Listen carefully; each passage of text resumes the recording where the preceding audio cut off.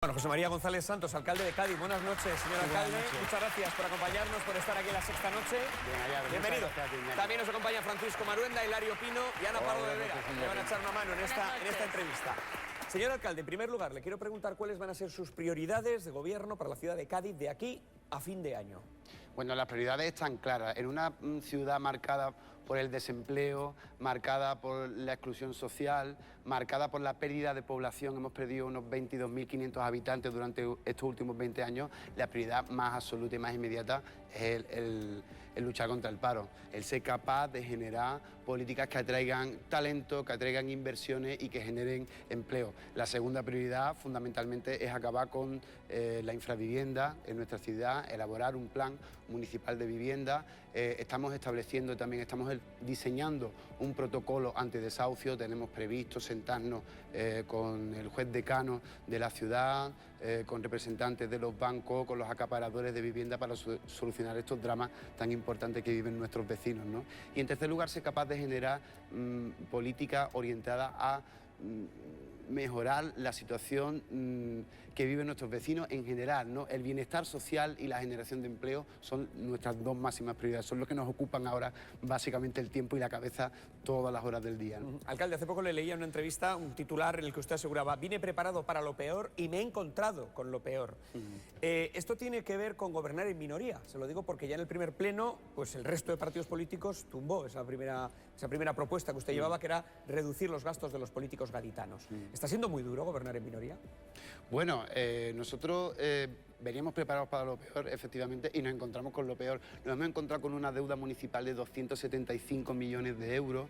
De esa deuda, 60 millones son de pago a proveedores. Somos el octavo municipio en deuda per cápita del Estado español. Cada gaditano, por el hecho de nacer, debe 1.750 euros. Todo eso a lo que hay que añadirle lo que debe por ser la deuda que le compete por andaluz y por español. Pero por gaditano son 1.750 euros. ¿Está siendo complicado gobernar en minoría? Pues sí, porque nos estamos encontrando con una oposición fundamentalmente del Partido Popular que está emprendiendo dinámicas de acoso y derribo, intentando bloquear permanentemente cualquier acción de gobierno. Llevamos 15 días funcionando como gobierno con el pleno de organización ¿sí? aprobado. Los primeros 40 días han sido días de negociación. Diseñamos una propuesta para el pleno de organización que ahorraba 440.000 euros al funcionamiento ordinario del ayuntamiento y no pudimos aprobarlo porque nos lo bloqueaban permanentemente. No les apoyó ningún partido. De hecho, los socialistas que le ayudaron a hacerse con la alcaldía de Cádiz dicen que ni consensúa usted ni dialoga. De eso le han acusado. Bueno, después de 40 días de diálogo y de haber sacado el segundo pleno, yo creo, bueno, quizá la primera propuesta pudo ser un poco pretenciosa. Con la segunda propuesta, esta sí que hemos obtenido el apoyo del Partido Socialista, ahorramos 300.000 euros a las arcas municipales con ese no solamente con las primas que nos hemos ahorrado en nuestra propuesta de organización y funcionamiento. Hemos diseñado un plan de continuidad alimentaria que ha permitido que solamente 177 niños en el mes de julio puedan seguir comiendo durante el verano. Son niños que estaban acogidos a planes alimentarios durante época escolar, pero fíjese usted, es que los niños también comen en julio y en agosto exactamente igual que en febrero, ¿no? Entonces... Le han acusado de dedazo. Me refiero a esa oferta de 4 asesores que necesitaba el Ayuntamiento de Cádiz. Se presentaron 400 y pico personas. Se pedía el historial activista y finalmente las 4 personas que serán asesores del Ayuntamiento de Cádiz pertenecen a Cádiz si se puede.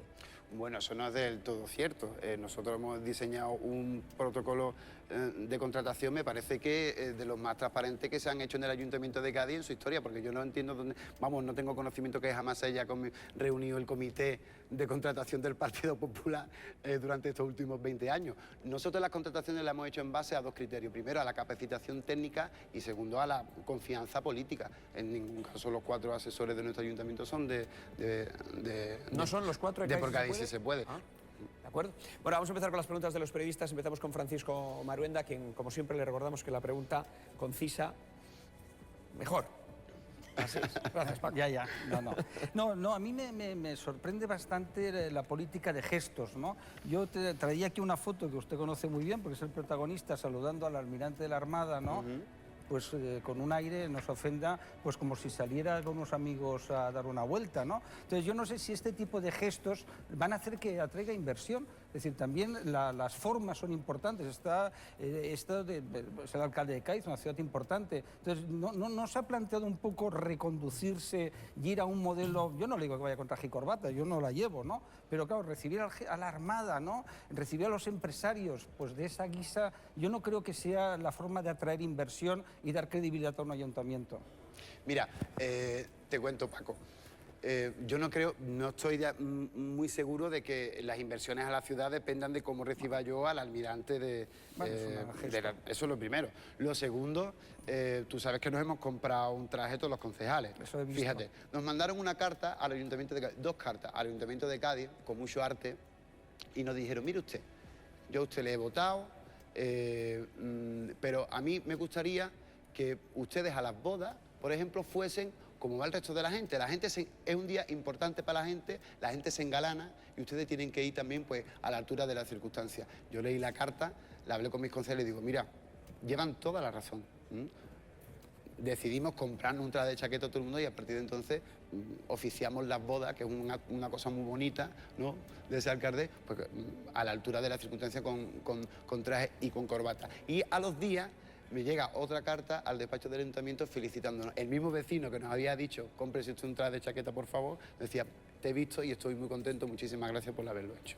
Sí, no, en ese sentido es lo que me refiero, que también la inversión, hombre, no solo es el traje, ¿no?, pero también los gestos populistas, ¿no? Hablábamos antes de que es normal, tus amigos te llaman Kichi, tu familia, y tú eres José María, me parece normal, si un día somos amigos te llamaré Kichi, tu Paco, ¿no?, que es lo normal, pero aquí te llamaré José María como es normal, ¿no? Pero claro, también eso pasa por respetar las instituciones, respetar que hay un jefe del Estado que se llama ahora Felipe, que antes se llamaba Juan Carlos, respetar las banderas, etcétera. ¿No os planteáis también eso, de que hay que respetar las instituciones, aunque luego seáis republicanos? A mí me parece muy bien que seáis republicanos, que cada cual sea lo que quiera, ¿no? Pero lo que está haciendo Podemos de mover retratos, banderas y tal, ¿no es una política vieja? Mira, fíjate, el caso de la bandera, supongo que lo dices por el Ayuntamiento de Cádiz, por la portada que precisamente fue una portada de tu periódico. Yo no digo que tengamos tú y yo afinidad política ni ideológica, porque seguramente no la tenemos. Pero sí lo que se le puede exigir, tanto a ti como a tu medio, es un mínimo de rigor también periodístico. Me explico.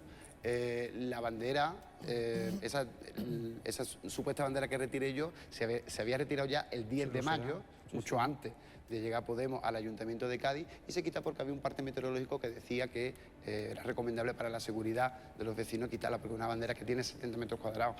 Y fíjate, es el primer servicio que hemos remunicipalizado en el Ayuntamiento. Resulta que a base de indagar, había una empresa que trabajaba para el Ayuntamiento y que cobraba 150 euros por izar la bandera y 150 euros por bajarla. Y yo fui a hablar con los trabajadores de régimen interno y le digo, oye, ¿esto cómo es? ¿Esto cómo va? Me dice, mira, esto es una manivela. Digo, ¿y ustedes lo podéis hacer? Nosotros por supuesto que lo podemos hacer. Pues ya está. Lo hacemos. Es lo primero que hemos remunicipalizado. Sí, pero más allá de los gestos, ¿no? yo pregunto, tengo amigos gaditanos y dicen, no, y es un alcalde simpatiquísimo, es decir, todo el mundo habla muy bien de ti, que en lo humano, en lo personal, ¿no? Pero me dicen, oye, es que tampoco están haciendo nada, ¿no? Es decir, no vemos un horizonte que realmente, y no solo gente, es que todos tus amigos son del PP, tengo algún amigo que no es del PP, aunque te sorprenda, ¿no? Hasta tengo amigos y alumnos que son de Podemos, ¿no? Y entonces me dicen lo mismo, dice, ¿pero qué va a hacer? ¿Cuál es su hoja de ruta? Digo, pues está muy bien, muy simpáticos, pero ¿en qué se concreta? Bueno, lo primero que hemos hecho yo creo que ya lo hemos comentado. Lo primero que hicimos fue diseñar una propuesta de organización y funcionamiento para el Ayuntamiento de Cádiz que ahorraba 300.000 euros en gastos suntuarios y en lujo al Ayuntamiento de Cádiz. Segundo, diseñar un plan de continuidad alimentaria para los niños. Tercero, constituir una mesa de trabajo por el empleo en la Bahía de Cádiz, que estamos en condiciones de hacerlo y además con carácter urgente. Cuarto, diseñar un plan, un protocolo antidesahucio. Diseñar un nuevo modelo de urbanismo, un nuevo modelo de movilidad en nuestra ciudad. En nuestra ciudad el carril bici es una raya blanca pintada en el suelo. Todo eso hay que repensarlo, hay que recrearlo.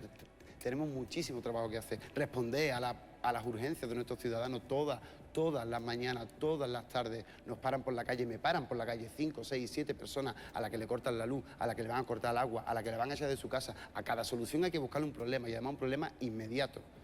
Antes de pasar con Hilario, y con respecto a los gestos, una pregunta breve. Usted es seguidor del Cádiz, del equipo de su ciudad. ¿Se va a cambiar el nombre del estadio, Ramón de Carranza? Esto también lo hemos oído. Mire, nosotros en cuanto a la política democrática, desde luego no queremos entrar en ese tema por la vía de lo nominal. Para nosotros es mucho más importante ese tema que una mera cuestión nominal. Para nosotros es mucho más importante responder, por ejemplo, a los nichos que hay en el cementerio de nuestra ciudad. Esa gente que peleó en la guerra civil y que todavía, igual que muchísima gente que todavía hoy descansan en cunetas de este país, yo creo que merecen un entierro digno y descansar de forma digna donde decidan sus familiares. Ahí es donde vamos a entrar con la memoria democrática. El nombre del Estadio Carranza ahora mismo para mí entenderá usted que no es una prioridad. Hilario. Señor González, buenas noches. Hola, buenas noches. ¿Acepta usted la teoría de que Podemos podría haber perdido el 40% de los votantes más jóvenes, el 40%, por sus pactos, entre otras cosas, por sus pactos con el Partido Socialista después de las últimas elecciones? Yo, desde Cádiz, no es esa la visión que tengo. Fíjate, yo voy por la... Y además una cosa, Hilario, que me llama muchísimo la atención, porque, claro, son chavales que todavía no pueden votar, que no están politizados, pero es un síntoma también de lo que significa Podemos y de lo que está aportando Podemos a la sociedad de este país, ¿no? Hay chavales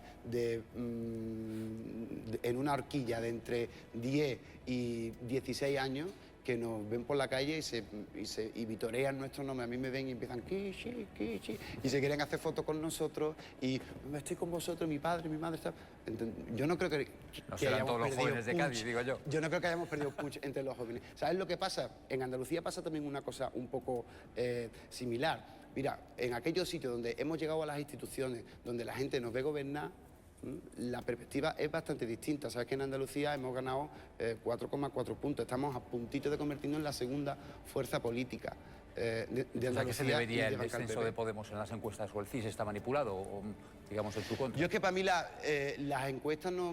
yo no me fío mucho de las encuestas. Para mí la única encuesta fiable son las elecciones municipales del 24 de mayo. Esas sí que son las elecciones municipales. Ya sabes que nosotros nacimos dándole la vuelta a las encuestas y yo creo que lo vamos a volver a hacer. A mí me da un poco que la encuesta del CIS es un poco benévola, cuanto menos, con el Partido Popular, un Partido Popular que se desmorona a cada elección que se presenta y que ahora mismo, en los casos de corrupción que vive, se está ahogándose casi en su propia bilis. A mí me extraña un poco esos resultados en las encuestas. Y por la calle, además de aplaudirle a los jóvenes, ¿no le dicen algunos, por lo menos, que está Podemos perdiendo sus esencias o está traicionando un poco las bases o olvidando aquellos puntos con los que arrancó, entre otras cosas la renta básica, por ejemplo? No sé si sería usted partidario de volver a recuperar esa idea. Te prometo que no tengo esa sensación. Yo ahora mismo estoy dedicado, tú me entenderás, 100% a la política municipal y no tengo mucho tiempo para actuar en el tema partido, en Podemos. Mi tiempo ahora mismo es 100% política municipal, pero de verdad, te digo de corazón, que no es esa la sensación que tenemos desde Cádiz y desde Andalucía.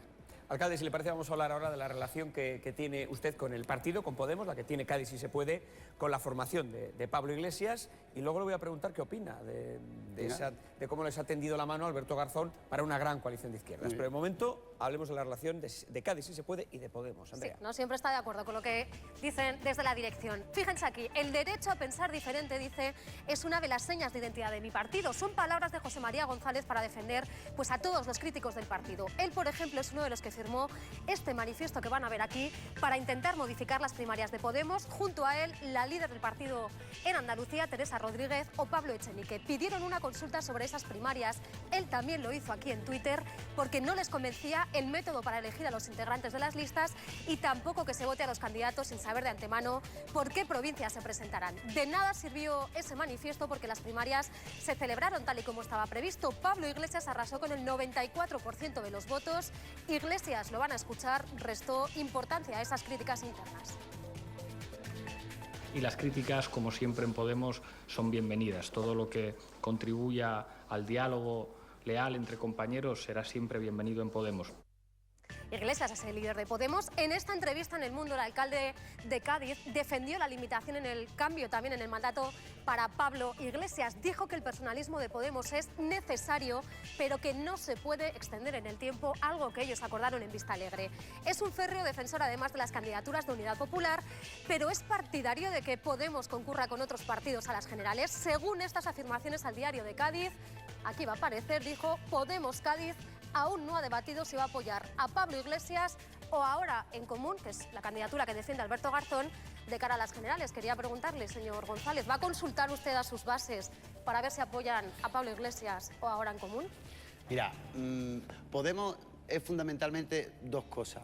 Podemos es una herramienta de cambio y de empoderamiento popular que permite que gente que tenemos una trayectoria política y gente que viene directamente de su casa o que viene directamente de las plazas, indignados, perdidos, interactuemos en condiciones de igualdad, por ejemplo, mediante el mecanismo de las primarias. Y es una segunda cosa. Podemos es un estado de ánimo, ¿sabes? Podemos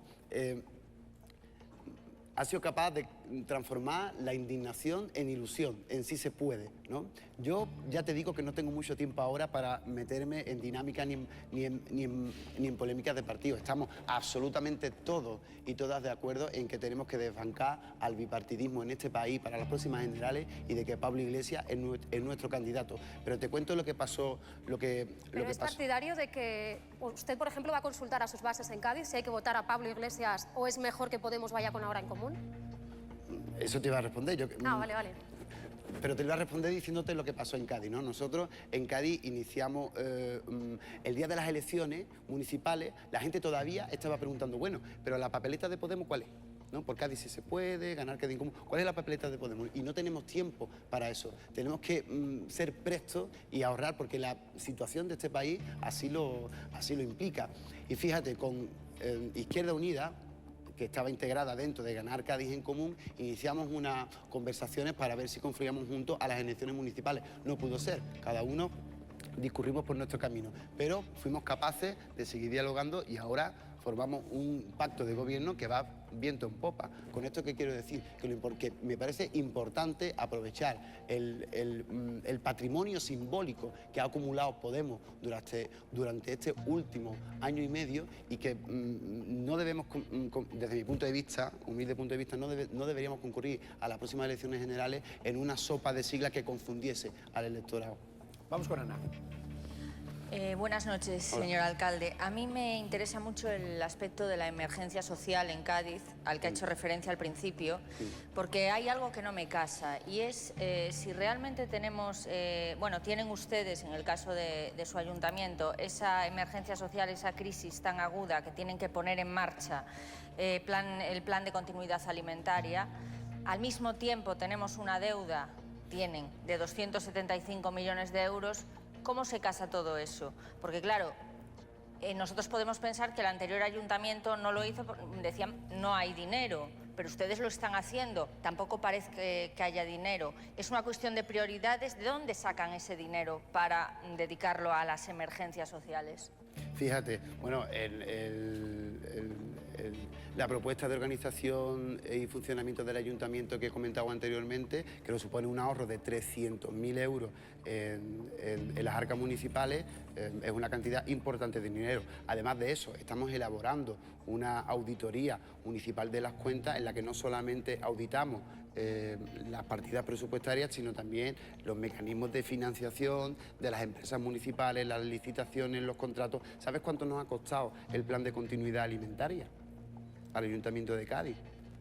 27.000 euros. 27.000 euros. No es cuestión de que no haya dinero, es que cuando un político está durante 20 años en una ciudad, moviéndose en coches oficiales de un sitio para otro, rodeada de 3 guardaespaldas, uno termina por perder un poco la noción de la realidad. No es cuestión de que no hubiese dinero, yo estoy seguro que es que ni siquiera cayeron en eso, en que los niños no solamente comen de enero a junio, ¿sabes?, sino que también comen en verano. La anterior alcaldesa, como ocurría en Madrid, efectivamente, que Ana Botella tenía un plan también para dar de comer a la gente que no podía dar a sus hijos 4 comidas al día. ¿La alcaldesa de Cádiz tenía algún plan sobre esto antes de llegar usted, que le conste? Que yo sepa, no. Y si lo tenía, era bastante precario. Bastante precario. Cuando nosotros llegamos con nuestra propuesta a los asuntos sociales, no te puedes imaginar, no fue muy bien recibida por las trabajadoras y los trabajadores de los asuntos sociales del Ayuntamiento de Cádiz. Fíjate, porque es una cosa curiosa que siempre digo porque me parece de justicia y de recibo decirla. Nos hemos encontrado con una losa económica muy importante en las cuentas municipales, pero también nos hemos encontrado con unas trabajadoras y con unos trabajadores municipales con ganas de cambiar, con ganas de hacer otras políticas, ¿no? Y hace otras cosas distintas. ¿La alcaldesa de Cádiz ha conseguido reunirse con ella? No. Con la exalcaldesa, perdón. No. ¿No se No, van a reunir? se Porque fueron. es que me parece Pues que un traspaso de gobierno del libro ¿sabes? debería Claro. constituir una reunión, sobre todo una señora que ha estado 20 años dirigiendo un ayuntamiento. Cuando yo llegué al Ayuntamiento de Cádiz el primer día, lo primero que me sorprendió es haberme encontrado un equipo de gobierno saliente que se estaba dando a la fuga. Es decir, un equipo de gobierno que no había hecho la tarea, que no había hecho los deberes, ni siquiera había aprobado unos presupuestos, los que tenemos actualmente en el Ayuntamiento, están prorrogados y que por no dejar no había dejado ni batería en el teléfono del despacho. Pero algo bueno le reconocerá después de 20 años. Bueno, yo creo que la alcaldesa de Cádiz, te digo lo que se suele decir porque me parece que no se puede decir lo contrario. Cádiz ha sido una ciudad más limpia que lo era antes. Cuando yo era pequeño, cuando yo era chico, la ciudad de Cádiz era una ciudad más sucia de lo que es ahora. Pero hay dos formas de limpiar. Uno puede limpiar con lejía o puede echar la basura debajo de la alfombra.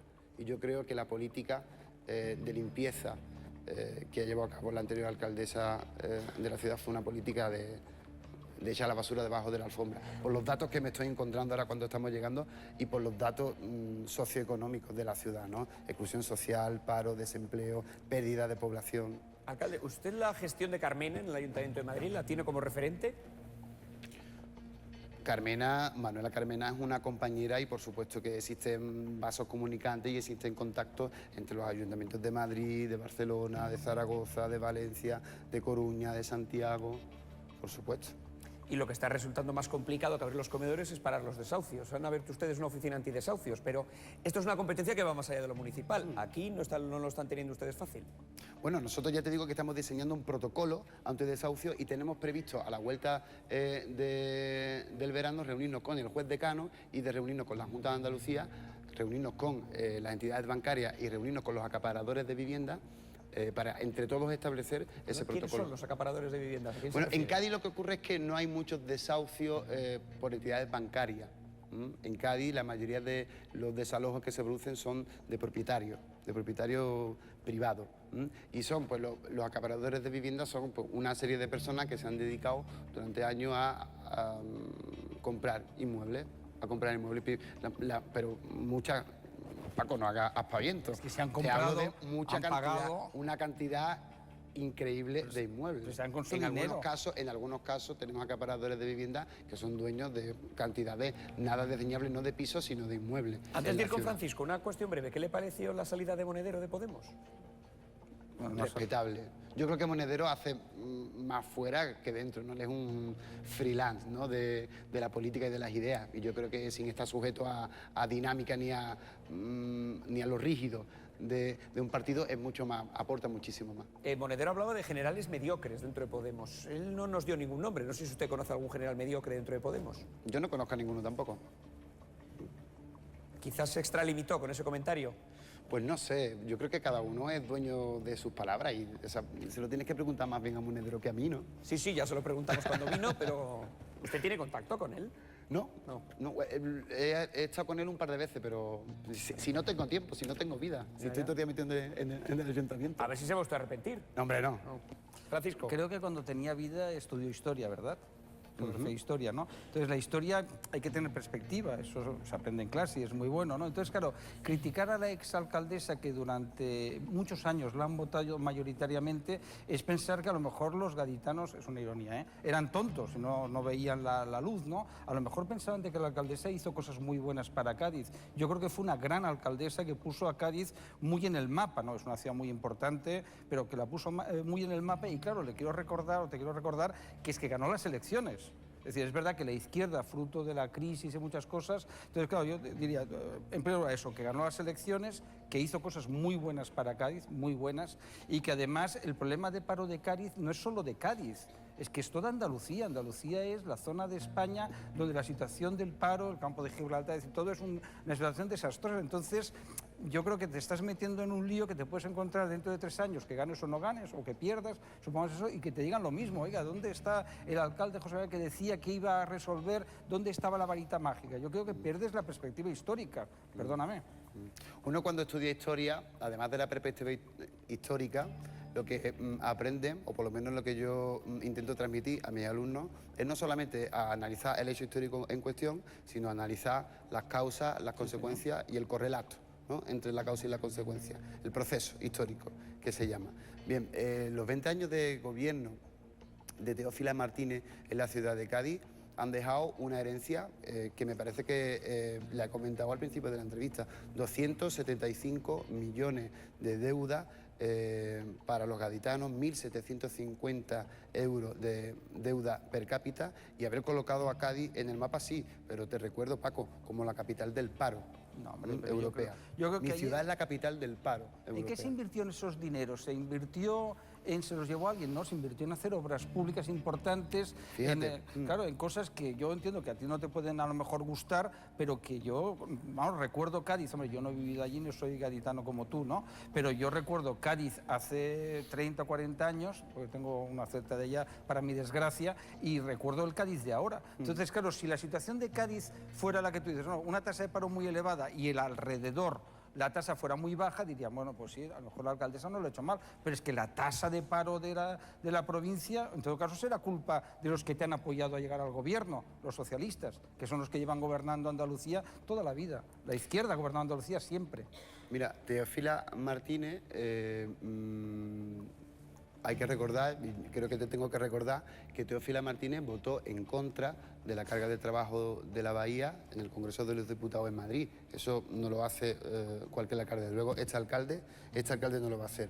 Las cosas, las obras que ha hecho Teófila, el ayuntamiento del PP durante estos últimos años en la ciudad, son obras faraónicas, fruto también de una mala gestión o de una gestión para nada adecuada a la realidad y a las necesidades de los gaditanos. Te recuerdo, por ejemplo, la obra del Estadio Carranza, la tribuna del Estadio Carranza nos ha reportado una deuda a los gaditanos de 38 millones de euros. Cuando los presupuestos generales del Estado, el PP le dice al PP de Cádiz, bueno, ¿qué queréis? Nosotros queremos un puente que tiene un sobrecoste del 87% de lo presupuestado. Ya vamos por 511 millones. Yo no me imagino la de cosas que se podían haber hecho con 511 millones de euros. Además de eso, por ejemplo, por contarte algo reciente, antes de ir se construye una pérgola en una zona muy bonita, muy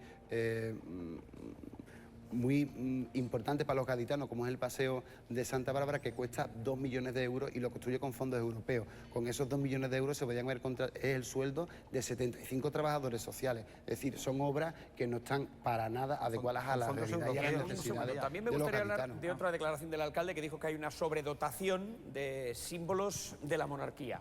Eso dije yo. Fue la palabra que usted empleó, ¿no? Sobredotación, una palabra que nos ha llamado poderosamente la atención. Y de eso vamos a hablar además, de la polvareda, que en muchos ayuntamientos, también gobernados por mareas, como la que gobierna Cádiz, pues han retirado algunos símbolos monárquicos. Andrea. Sí, muchos gestos en Cádiz, en Zaragoza o en Barcelona. Pero sin duda el que más polémica ha levantado ha sido este momento, el de 2 operarios del Ayuntamiento de Barcelona retirando este busto de Juan Carlos I. Salió del consistorio, recuerden, en esta caja de cartón que van a ver. El equipo de Ada Colau lo justifica por la sobrerepresentación de símbolos monárquicos. El Partido Popular intentó poner ahí pues una foto de Felipe VI, pero el hueco a día de hoy sigue vacío. Él, José María González, aplaudió ese gesto de Colau, como ella ve innecesaria la sobredotación de la monarquía y como ella también ha apartado una imagen de Juan Carlos I del Ayuntamiento gaditano. En su caso, aquí lo van a ver, ha sustituido su cuadro por uno de Fermín Salvochea, alcalde de Cádiz durante la Primera República. Cambio simbólico en su despacho para sentirse más cómodo, dice. He empezado un poco a hacer el despacho mío, a sentirme cómodo, a convertirlo en mi espacio de trabajo. Ya sabes que es más grande que mi casa. El retrato del rey lo he puesto en otro sitio, en un lateral, cerquita también. Veían ahí en esas imágenes a Pablo Iglesias. Él le regaló la serie Juego de Tronos a Felipe VI durante esta visita al Parlamento Europeo. Ahora dice que le sorprende su capacidad de lectura política. Hace justo un año, el día de la abdicación de Juan Carlos I, aseguró, escuchen, que la monarquía era algo del pasado. La Casa Real en nuestro país está marcada por la corrupción y nosotros entendemos que debe formar parte del pasado y no del futuro de nuestro país. Son una serie de gestos muy inteligentes en la coyuntura política que revelan una lucidez de la monarquía que quizá no tengan otras instituciones, pero a mí hay algo que no deja de sorprenderme y es su capacidad de lectura política. Parece que es la institución política que primero ve la crisis. Más conciliador ahora el líder de Podemos, señor González. Le hemos escuchado que usted decía que modificó su despacho para sentirse más cómodo. ¿Le incomodaba el retrato de Juan Carlos I? No es que me incomodase el retrato de Juan Carlos I, es que me agradaba y es que me inspira el retrato de Fermín Salvochea. Fermín Salvochea es muy conocido en mi ciudad, muy conocido y muy querido en mi ciudad, conocido como el alcalde de los pobres. El día que murió Salvochea hubo una marea humana en mi ciudad, llovía mucho y hubo una marea de gente que fue a acompañar al difunto Fermín Salvochea hasta su entierro. Fíjate cómo es la cosa que años después en Cádiz se sigue diciendo llueve más que cuando enterraron a Bigote, que era como se conocía a Fermín Salvochea. Parece que ahora se está abriendo el melón de una reforma constitucional, ahora que se está hablando tanto de monarquía. ¿Usted cree que es momento de plantear la reforma constitucional algo relativo a la monarquía? Bueno, no cabe duda que la monarquía es una institución que se ha visto salpicada por esta crisis de legitimidad que salpica a todas las instituciones del régimen del 78, más aún cuando casos de corrupción salpican a la familia real y se tratan esos temas de una forma tan opaca, dando una sensación de impunidad, ¿no? Como de que las leyes no son iguales para todos, ¿no? Mi opinión personal es que la única fuente de legitimidad posible en un Estado democrático son las urnas. Y en este caso estaría bien que el jefe del Estado se eligiese mediante elecciones y no mediante otro método no tan democrático como el apellido o la cuna. Hilario. Sí, se las hago breves, intento hacer dos preguntas. La primera, si más allá de la deuda que ha dejado la alcaldesa en Cádiz, ¿sospechan ustedes o tienen indicios o han investigado de alguna forma si hay algo de irregularidad en esa gestión o simplemente se trataría de una mala gestión? Y la segunda, si temen un mal comportamiento, por llamarlo de alguna forma, de la presidenta andaluza hacia la alcaldía, hacia la ciudad de Cádiz, una vez que ella ha sellado un acuerdo con Ciudadanos y no con ustedes. Es decir, si cree que puede haber algún tipo de discriminación desde la Junta hacia la ciudad de Cádiz. Bueno, nosotros de momento no nos estamos encontrando irregularidades sospechosas. Sí nos estamos encontrando una muy mala gestión. Hemos visto que solamente haciendo operaciones de ingeniería financiera mediante las cuales se financiaba a determinadas empresas municipales, el Ayuntamiento de Cádiz mantenía una maquinaria de autobombo y propaganda bastante importante. Bastante importante son 144 millones de euros. Fíjese, en Cádiz se construyeron unas pantallas LED por toda la ciudad. Que usted ha dejado de utilizar. Monstruosa, que aparte de publicidad, pues ponían en marcha pues esa maquinaria de autobombo y de propaganda. Daba la sensación, claro, esas pantallas LED nos contaban lo bien que estaba la ciudad, lo bien que estaba este país. Ese autobombo se repetía en las pantallas de los autobuses, se repetía en los buzones de las casas llenos de propaganda, mientras las neveras estaban absolutamente vacías de comida. Se dio la sensación como una especie de novela orwelliana, 1984, un poco, en la que el PP estaba presente en todos lados, ¿no? Estaba presente en todos lados. Pero irregularidad a mí eso me parece ilegalidad, digamos. A mí eso me parece irregular de forma importante. De momento no hemos encontrado ninguna ilegalidad. Cuando la encontremos, evidentemente la pondremos sobre la mesa. En cuanto a la segunda, si le parece, porque la publicidad que llega sin avisar, la vamos a contestar después de unos minutos de publicidad y continuamos con el debate con el alcalde de Cádiz, con el señor González. Será dentro de unos instantes. Aquí en la sexta noche, estarán en directo. Nos acompaña el alcalde de Cádiz, José María González Santos. Señor alcalde, le preguntaba, antes de irnos a publicidad, ¿cuánto cobra ahora mismo el alcalde de Cádiz? Nada, todavía no ha cobrado nada. ¿Pero cuánto va a cobrar? A ver, esa es otra pregunta distinta.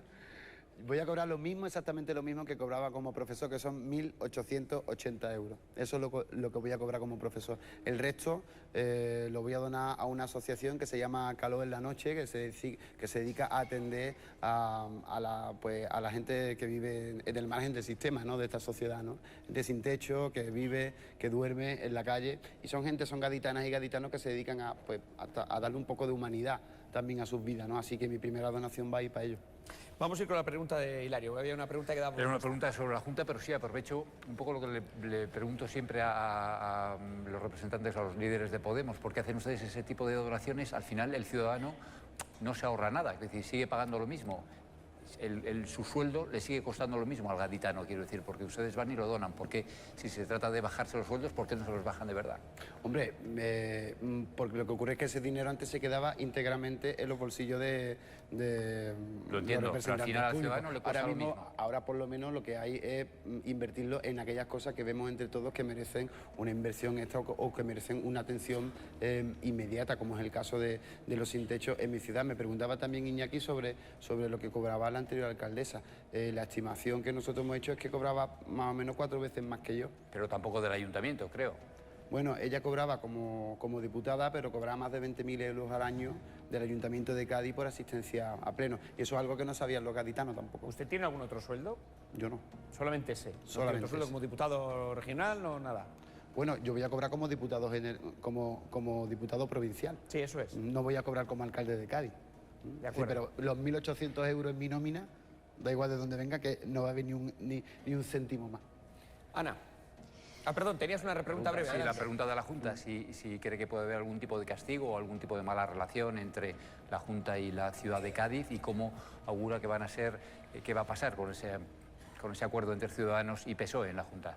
Yo espero que no. Es más, el plan de continuidad alimentaria que le comentaba antes lo hemos sacado adelante con la colaboración de la Junta de Andalucía. La mesa de trabajo por el empleo en la Bahía la vamos a hacer contando no solamente con la Junta de Andalucía, sino con todo el resto de las instituciones, con el resto de partidos políticos.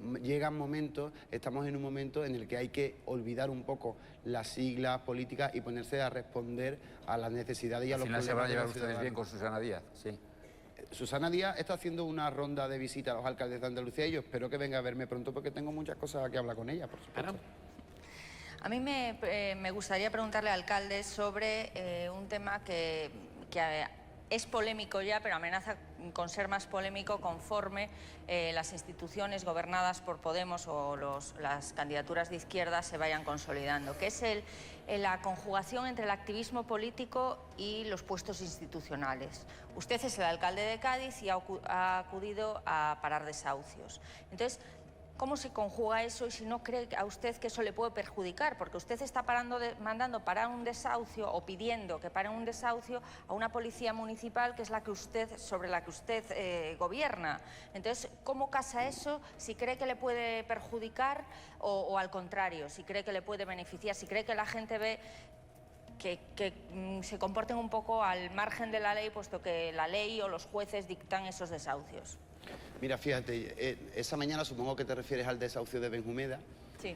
Esa mañana dudo que hubiese otra familia en Cádiz que lo estuviese pasando peor que ellos. Y para este alcalde era una cuestión de ética acompañar a esa familia en un trance tan amargo como es meter tu vida en 4 bolsas y darle un cerrojazo a tu casa. ¿Sabes? Hicimos una labor de negociación, de diálogo con los juzgados, con los abogados de la propiedad, diciéndole, dadnos un poco de tiempo, solamente necesitamos un poco de tiempo. Os pagamos un mes del alquiler mientras le buscamos una alternativa habitacional a esta familia, una familia que tenía una menor, una familia cuyo padre tiene un 80% de discapacidad, y nos dijeron que no. Yo no podía estar entre las paredes de mi despacho sabiendo que había una familia que estaba pasando por ese trance. Usted es el alcalde. Entonces, muchas veces hemos visto cómo se frenan Yo soy los el desahucios. alcalde, pero soy una persona. Ya lo sé, pero cómo se frenan los desahucios, pero tiene a gente bajo su... Quiero decir, usted manda sobre gente, vamos a decirlo así crudamente, porque el verbo mandar es terrible, pero es lo que hay. Y entonces, cómo se conjuga, y además lo hago extensivo a otros ayuntamientos gobernados, a Ada Colau también, Manuela Carmena, aunque creo que Manuela Carmena no sé si llegó a ir a algún desahucio, etcétera, etcétera. Entonces, ¿cómo se conjuga el activismo político o desaparece cuando el activista accede, un activista como es usted, accede a la institución? ¿Qué pasa con eso? ¿Desaparece? ¿Cómo van a conjugarlo? Porque a mí es que me resulta muy complicado, porque muchas veces los activistas políticos, precisamente porque están en contra de ciertas leyes, están al margen de la ley. Precisamente, fíjate, no es la policía local, la policía municipal la que se encarga de los lanzamientos, es la policía nacional. Sí, cierto. Y ya te digo, yo no podía estar en el despacho. El primer deber, la primera obligación de un alcalde es acompañar y estar con sus vecinos. Y sobre todo, y fundamentalmente, si están pasando por un trance tan amargo como es que te echen de tu casa. Nosotros somos gente normal. Somos gente normal y queremos seguir siéndolo. Somos la gente normal precisamente que venía luchando contra los desahucios, que venía manifestándose contra las reformas laborales que ocupaban las plazas durante el 15M, la que ahora estamos en las instituciones. Venimos de ahí, no podemos rebelarnos contra eso porque lo llevamos impreso en nuestro ADN. Actuar de otra manera sería ir contra natura. Yo creo que un alcalde del cambio, como lo que yo represento, tiene que estar en los dos lados, tiene que saber conjugar su faceta de activista social. A eso me refiero, ¿cómo lo van a hacer? Porque ¿Sabes qué pasa? España es el único país de Europa que desahucia sin alternativa habitacional. Dentro de unos años, yo creo que los españoles del futuro mirarán atrás con vergüenza y con orgullo por esa gente que se interpuso entre los vecinos y la policía. Alcalde, le vinculan mucho al Suelva, Podemos, con lo que está ocurriendo ahora mismo en Venezuela. ¿A usted qué le parece esta vinculación? Mira, a mí la única Venezuela que ahora mismo me importa es la Venezuela que hay al lado de la calle Paraguay, que es una calle del barrio de La Viña. Esa es la Venezuela que a mí me importa y la que me quita el sueño, ¿sabes? Y ahí hay exclusión social, y hay infravivienda, y hay dramas de paro. Esa es de la única Venezuela de la que yo me ocupo en este momento. ¿Y si alguien le pide una condena de la detención de periodistas por parte del gobierno venezolano, ¿usted qué dice? Pero a este humilde alcalde no creo que le competa tampoco condenar ni descondenar a periodistas, tan lejos de aquí, ¿no? ¿Sabes? Yo me tengo que dedicar a mis vecinos, me tengo que dedicar a Cádiz. Y además de eso, y además te voy a decir una cosa, invito a todo el mundo a que venga a nuestra ciudad, que además de sol y playa tiene más de 3.000 años de historia. Pero usted sabe que una respuesta tan poco contundente al respecto hará que continúen con este tema, preguntándoselo a ustedes. Y yo volveré con la misma respuesta. La Venezuela que a mí me importa es la que está en el barrio de La Viña. Muy bien. Pues, alcalde, es un placer tenerle aquí con nosotros y que haya respondido a todas nuestras preguntas. Le deseamos mucha suerte y mucha suerte para Cádiz, que desde luego la necesita.